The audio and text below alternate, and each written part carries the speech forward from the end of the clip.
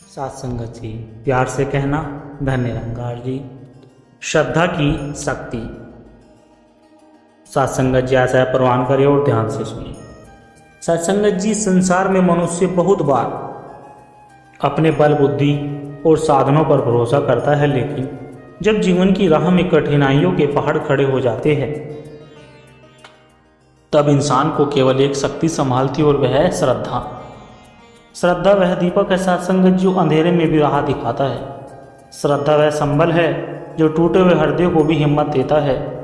साथ संगत जी, आज की इस कथा में हम सुनेंगे कि कैसे एक साधारण सा इंसान श्रद्धा की भक्ति शक्ति से असंभव को भी संभव बना देता है। तो आइए साथ संगत जी चलते हैं इस आध्यात्मिक यात्रा पर। साथ संगत जी, एक समय की बात है, हिमालय की गोद में बसा एक छोटा सा गांव था जिसका नाम आशापुरी था। गांव हरियाली से घिरा हुआ था, लेकिन गांव वालों के जीवन में एक बड़ी समस्या थी, वह पानी की कमी बहुत थी। गांव का एक कुआं ही उनकी प्यास बुझाता था, लेकिन गर्मियों में वह भी सूखने लगता। लोग रोजाना कई कोसों दूर नदी से पानी लाते। इन्हीं गांव वालों में एक साधारण किसान था जिसका नाम गोपाल था। वह गरीब था मगर दिल से श्रद्धालु था। वह हर सुबह मंदिर जाकर भगवान से यही प्रार्थना करता कि हे प्रभु, हमारे गांव में पानी की कमी दूर कर दो, हम सबके जीवन में बरसात की तरह कृपा बरसाओ।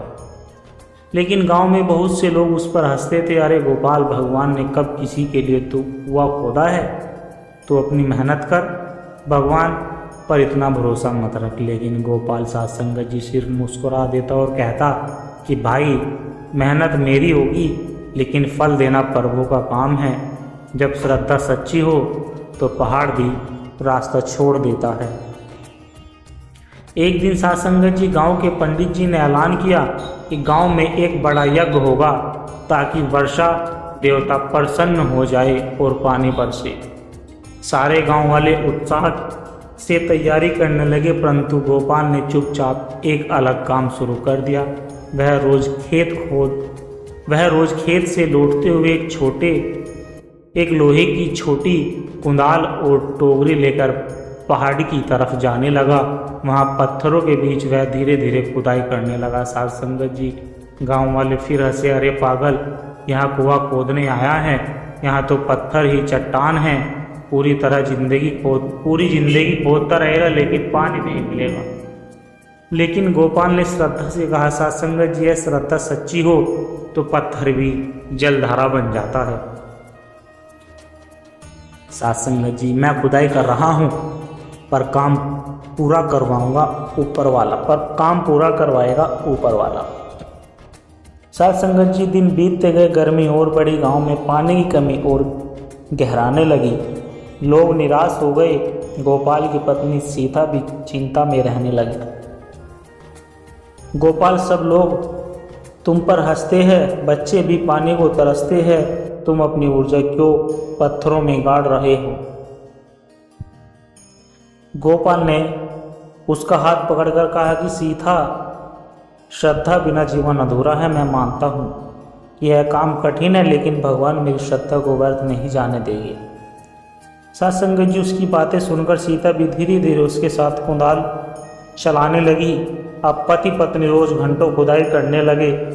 गांव वाले उन्हें देखकर चटकुले बनाने लगे। साथ संगत जी की देखो देखो, ये लोग पत्थर से पानी निकालेंगे। जब ये कुआं पूरा होगा तब हम सबकी दाढ़ी सफ़ेद हो जाएगी। लेकिन गोपाल और सीता की आंखों में बस एक ही विश्वास था कि भगवान है, सब देख रहा है। श्रद्धा से असंभव भी संभव है। साथ संगत जी, 6 महीने बीत गए, खुदाई गहरी हो गई, लेकिन पानी का नामो निशान नहीं था। एक दिन गोपाल ने रात को प्रभु से प्रार्थना की कि हे दाता, मैं हारा नहीं हूँ, पर मेरी ताकत अब जवाब दे रही है। मेरी श्रद्धा को यूं अधूरा मत छोड़ना। साथ संगत जी, जब सुबह वह और सीता खुदाई कर रहे थे, अचानक एक तेज आवाज़ हुई, धड़ाम, और नीचे से पानी का फव्वारा फूटा। पानी इतना तेज था कि दोनों भीग गए। उनकी आंखों से आंसू बह निकले। गांव वाले यह दृश्य देखकर दंग रह गए। साथ संगत जी, वही लोग जो उसे पागल कहते थे अब उसके चरणों में झुकने लगे। गोपाल, तूने सही कहा था, श्रद्धा सचमुच पत्थर को भी पिघला सकती है। सासंगत जी, गांव में उस दिन से पानी की समस्या खत्म हो गई। गांव हरा भरा हो गया। गोपाल ने सबको एक ही संदेश दिया कि भाइयों, यह कुआं मेरी मेहनत नहीं है, यह कुआं मेहनत से नहीं बल्कि श्रद्धा की शक्ति से निकला है। जब इंसान की श्रद्धा अटूट होती है तब भगवान खुद रास्ता खोजते हैं। सासंगत जी, इस कथा से हमें यही शिक्षा मिलती है कि श्रद्धा वह अदृश्य शक्ति है जो हमें असंभव को संभव करने की ताकत देती है। भले ही लोग हमारा मजाक उड़ाए, परिस्थितियाँ कठिन हो, लेकिन यदि श्रद्धा दृढ़ है तो चमत्कार निश्चित है। सासंगत जी, बहुत समय पहले की बात है। एक बड़े राज्य में राजा विक्रमादित्य राज करते थे।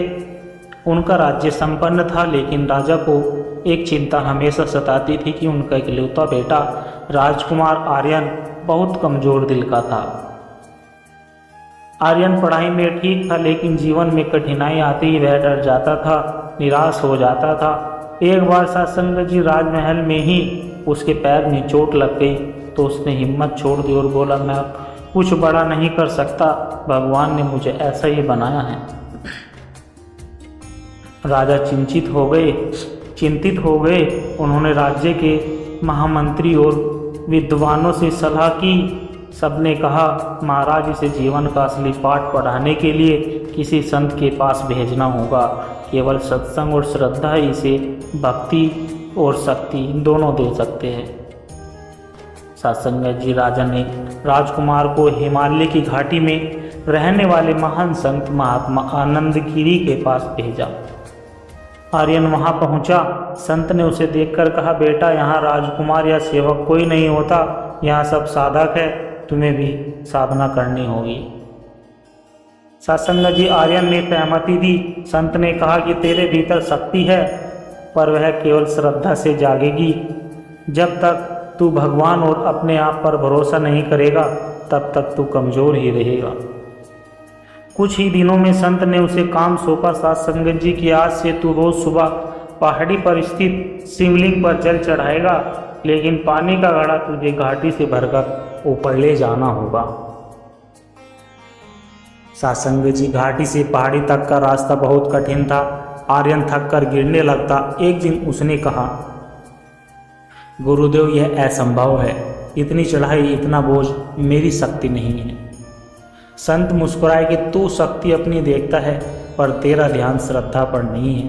बेटा, जब तू श्रद्धा से काम करेगा तो तेरे भीतर नई ताकत पैदा होगी। आर्यन ने मन में ठान लिया कि अगली सुबह उसे पूर्ण श्रद्धा से ओम नमः शिवाय जाप करते हुए घड़ा उठाया। आश्चर्य, आज वह बिना थके ऊपर पहुंच गया। सासंगत जी, इसी दौरान पास के गांव में अकाल पड़ा। खेत सूख गए, पशु मरने लगे। गांव वाले रोज संत के पास आने लगे। एक दिन गांव के बुजुर्ग बोले कि महात्मा जी, हमें वर्षा चाहिए, वरना सब खत्म हो जाएगा। सासंगत जी, तब संत ने कहा कि कल तुम सब वर्षा की प्रार्थना करो, जो भी आना चाहे खुले मैदान में एकत्र हो जाओ। अगले दिन सैकड़ों लोग मैदान में पहुँचे। सब प्रार्थना करने लगे, लेकिन संत अचानक जोर से बोले कि तुम्हारी प्रार्थना खोखली है, तुम में श्रद्धा नहीं है। गांव वाले चौंक गए। गुरुदेव, हम सब ने तो मिलकर प्रार्थना की। संत ने धीरे से पूछा, अगर तुम्हें सचमुच भरोसा है कि कल वर्षा होगी, तो आज मैदान में कोई छाता क्यों नहीं लाया? सब चुप हो गए। सासंगत जी, यह सुनकर आर्यन को गहरा झटका लगा। उसने सोचा, सच है, हम भगवान से मांगते हैं पर श्रद्धा नहीं रखते, तभी हमारी प्रार्थना पूरी नहीं होती।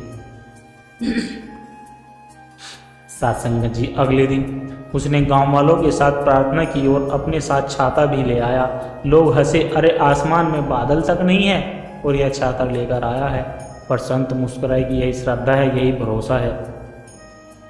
कुछ ही समय बाद आसमान में काले बादल घिर गए। देखते ही देखते तेज वर्षा शुरू हो गई। लोग खुशी से नाचने लगे। गांव के लोग समझ गए कि केवल मुंह से प्रार्थना करने से कुछ नहीं होता, श्रद्धा सच्ची हो तो प्रकृति भी झुक जाती है। सासंगत जी, कई महीने बीते। अब राजकुमार पूरी तरह बदल चुका था। पहले जो छोटी सी बात से डर जाता था, अब कठिन से कठिन कार्य श्रद्धा और आत्मविश्वास के साथ करता था। एक दिन संत ने कहा कि बेटा, अब तू राज्य लौट जा। याद रख, जीवन में तुझे चुनौतियां मिलेगी, पर श्रद्धा की शक्ति से तू सब पर विजय पाएगा। आर्यन ने प्रणाम किया और लौटा। सासंगत जी राज्य में पहुंचते ही उसे कठिनाइयां मिली। पड़ोसी राज्य ने युद्ध की घोषणा कर दी। लोग भयभीत हो गए। आर्यन ने कहा कि डरने की जरूरत नहीं है, सिर्फ श्रद्धा ईश्वर में है और अपने कर्तव्य में हो तो जीत निश्चित होगी। वह सेना के साथ निकला और पूरे विश्वास से लड़ा। आखिरकार उसकी सेना ने सासंगत जी विजय प्राप्त कर ली। राजा ने सबके सामने घोषणा की कि अब मेरा बेटा केवल राजकुमार नहीं बल्कि सच्चा योद्धा और ज्ञानी बन चुका है। इसे श्रद्धा की शक्ति ने नया जीवन दिया है। राज्य के लोग भी बोले कि हमने देखा कि श्रद्धा केवल मंदिर में झुकने का नाम नहीं बल्कि हर परिस्थिति में विश्वास बनाए रखने का नाम है। सात्संगत जी, इस कथा से हमें यही शिक्षा मिलती है कि श्रद्धा केवल शब्दों की प्रार्थना नहीं बल्कि भीतर की अटूट आस्था होती है। जब इंसान सच्ची श्रद्धा रखता है तो भगवान भी रास्ते खोलते हैं। बिना श्रद्धा के शक्ति अधूरी है और श्रद्धा से कमज़ोर भी बलवान बन जाता है। सात्संगत जी, प्यार से कहना धन निरंकार जी। सात्संगत जी दास के द्वारा कहे गए विचार यदि आप जी को अच्छे लगे हैं तो वीडियो को लाइक करें, शेयर करें, कमेंट बॉक्स में धन निरंकार जी लिखकर अपने विचार साझा जरूर करें और दास के चैनल को भी सब्सक्राइब जरूर कर लें और सात्संगत जी दास को आशीर्वाद दे। हर रोज़ आप जी के चरणों में ऐसे ही सुंदर सुंदर विचार लेकर आता रहूं। सात्संगत जी, प्यार से कहना धन निरंकार जी।